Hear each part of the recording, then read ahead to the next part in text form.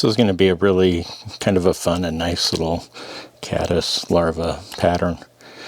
I've got a size 14 kind of Scottish hook in the vise with a bead, 7/64 on the front here.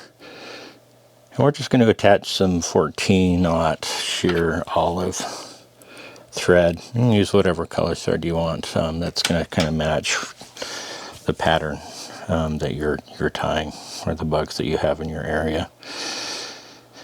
I'm just going to go ahead and take this down a little ways, and we're going to put a rib on this material. And today I'm just going to use a piece of brassie size amber wire, which looks a lot like the copper wire, to be quite frank, but I'm colorblind, so who knows.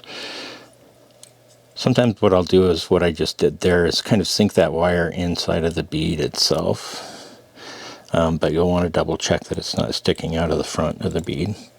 I'm going to tie that on the lens side of the hook, and we're just going to go down, and I'll turn my thread counterclockwise a little bit just to kind of get a thinner, flatter profile on that thread that will help us with the taper. And we will take this somewhat deep down into the bend of the hook here. That's probably more than sufficient right there. We'll come right back up here. For our dubbing, I'm just going to use some squirrel. This is going to be an olive brown. I've got some of that ready to go. I'm just going to finger dub that. Squirrel, rabbit, or hare dubbing are all going to be good here. We're going to want this to be a little bit buggy. We'll probably get rid of some of the bigger, larger guard hairs that will end up poking up here, but I'll keep tightening this as I move up because we do want this tapered.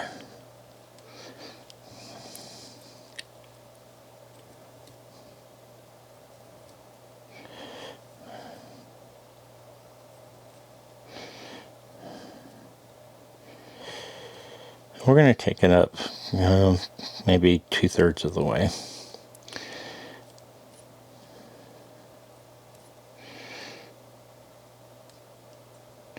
So I've got myself a nice body right there. That's kind of what I was looking for. I am going to sneak in with my scissors and get rid of a few of these extreme guard hairs, but I do want it to be a little buggy. Once we have that kind of cleaned up a little bit, I'm just going to take this amber wire to create a hint of a rib. It'll probably only take, 4 or 5 wraps. Nice and open wraps. And sink it just right down into that squirrel dubbing there.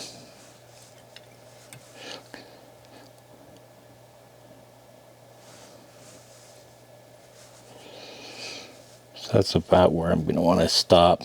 Go ahead and tie that brassie sized wire off here with a couple of thread wraps. Take a few thread wraps on the other side as well, and then we can just helicopter until it pops itself right off for us there. Now I'm going to turn to some CDC. I'm just going to use a wood duck color here, and again, this is where you can vary your pattern up. I've picked out 2 feathers of the CDC. I love CDC. I'm going to strip, not off, but kind of pull back some of those fibers. So I have about an even amount on either side of the shaft of the hook, of the feather here.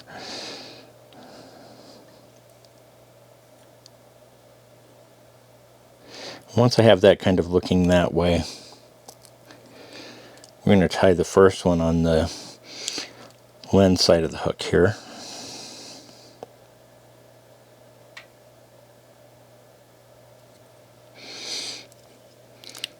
So right back where we finished with our dubbing, we're going to go ahead and take a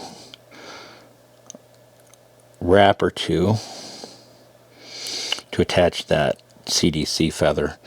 And then I'm just going to pull that feather backwards.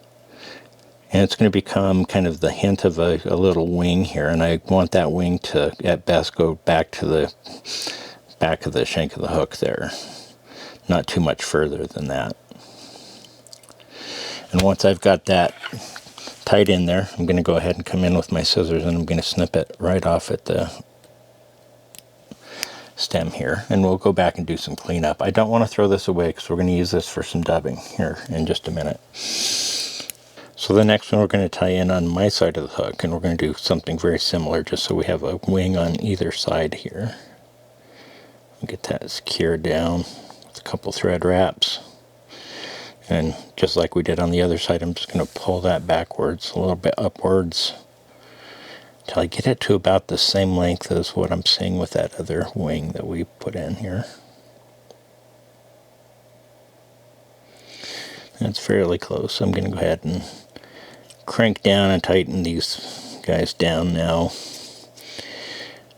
With those cranked down, I can come in. I'm going to go ahead and clip off the top of this one as well. And then I can go ahead and come in and clean up the butt ends of the CDC.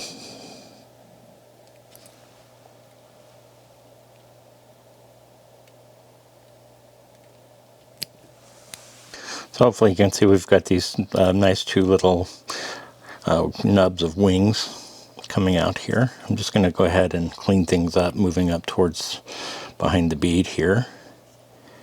And next we're going to put on a nice beefy thorax here.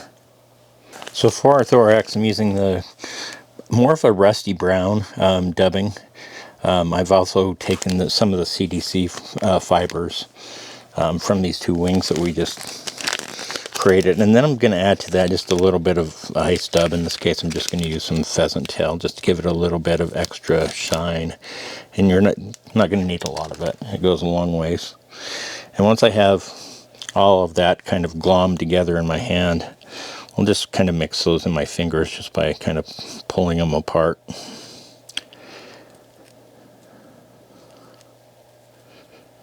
And this is going to create a really nice dubbing for our thorax that's going to have some of that bugginess because of the CDC that's in there, plus a tiny little bit of that flash, or that ice dub in it. So once I've got that ready to go, we'll just go ahead and finger dub that right onto our thread here.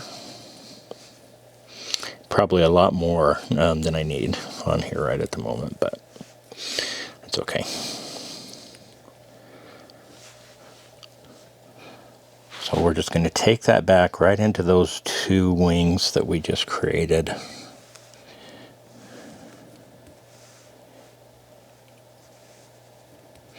You can see that rusty brown creating just a little bit of a hint of a darker color on our thorax here.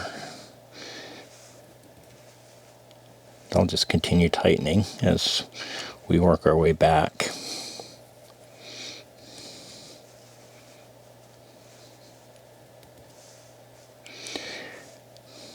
That's probably about as much as I want. That's what we've got about right there. And we'll finish the pattern off by tying on a couple of horns. I'm just taking these as two individual fibers from a wood duck, or not wood duck, but a mallard flank here. And I'm going to want one on either side, and you'll notice that they have a natural curve to them. I want them kind of curving more down than up. I'm just going to pinch one on my side of the hook here. And get it secured in here. And then I can situate it a little bit and pull on it for length, because I want it long, but I don't want it quite that long.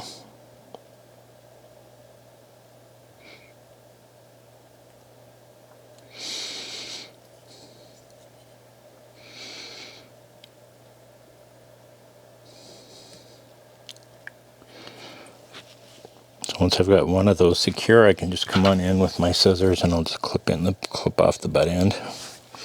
So then we're just going to take this other horn. I'm going to tie this one in on the lens side of the hook, and we'll just kind of pinch hold it into place. Take a wrap or two just to get it started to be secured, and then we can situate it to where we want it to be.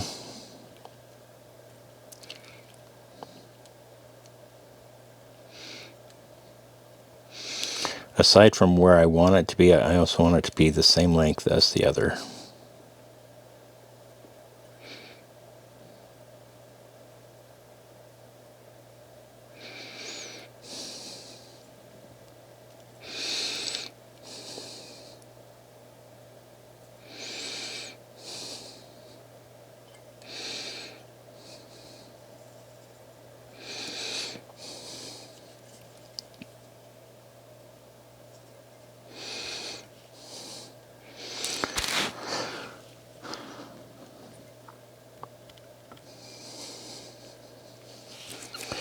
So with those two horns now in place, I can go ahead and cut off the balance of this last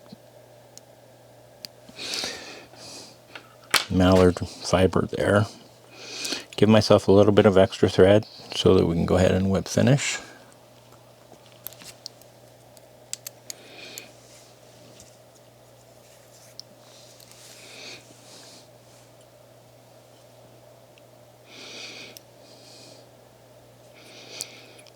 Take a few turns right there behind the bead, secure that down. I can turn my vise sideways. We'll cut our thread with the back end of our whip finisher here.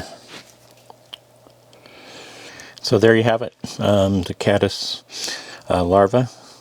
Got the nice little budding wings and the horns, and just an overall solid caddis pattern. So throw a hook in your vise and give this one a shot.